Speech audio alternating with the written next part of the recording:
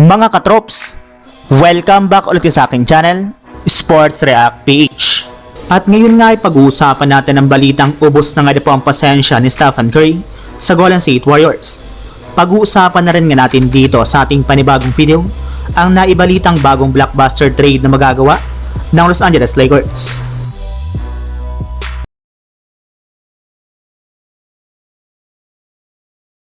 Bumagsak na nga po mga katrop sa 18 wins at 18 losses ang record ngayon ng Golden State Warriors matapos nga po silang matalo sa kanilang huling dalawang laro. At sa kasalukuyang nangyayari nga po ngayon sa kanilang team ay may posibilidad pa rin nga po na hindi sila makapasok sa playoffs at maging sa play-in tournament. Kaya mismong si Stephen Curry na nga po nagsabi na hindi na nga po siya nakakatulog ng maayos dahil sa nangyayari ngayon sa kanilang kupunan. Hindi nga po siya sanay na hindi sila maayos na nakakapag-compete sa kanilang mga laro. Kaya hindi na nga po nakakagulat bakit tuluyan na nga po nitong kinausap ang kanilang general manager na si Mike Dunleavy patungkol sa mga pinakamalaking trade o move na pwede nga po nilang magawa para masigurado nga po nilang paglakas ng kanilang lineup.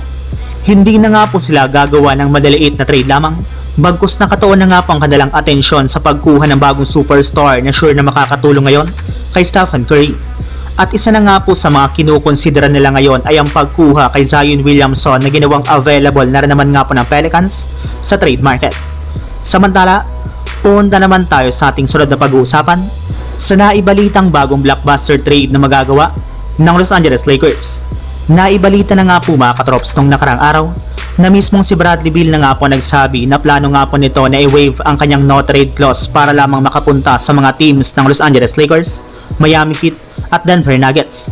Yes, kasali nga po ang Lakers sa mga naibalita na gustong sunod na paglaro ni Bradley Beal kapag umalis siya sa Phoenix Suns. Sobrang nahihirapan para naman nga po ang Suns na makakuha ng panalo sa kanilang mga laro, kaya malaki nga po ang posibilidad na pagbigyan nga po nilang kahilingan ito bago ang trade deadline. At sa parte nga po mga katrops ng Lakers, bago pa man nga po makuha nila si Bradley Beal sa isang trade mula sa Phoenix Suns, ay kakailanganin nga po nila dito na i-trade ang kanilang mga manlalaro na sina Austin Reeves, Rui Hachimura, at ilang mga future first round picks which is imposible na rin naman nga pong magawa ngayon ng kanilang kupunan. Sa katunayan, ikinumpirma na nga po ng Lakers insider na si Jovan Bucha ng The Athletic na bagamat man nga po interesado ang kanilang team na makuha si Bradley Beal bilang third superstar ni Anthony Davis at LeBron, ay ayaw rin naman nga po nila dito na isakripisyo ang kanilang mga mahalagang key players na magiging parte ng future ng kanilang prangkisa. So yun lang mga katrops, ang handog kong story ngayong araw. Sana nag-enjoy kayo, please like and subscribe my YouTube channel, Sports React PH, para sa iba pang story at update patungkol sa NBA.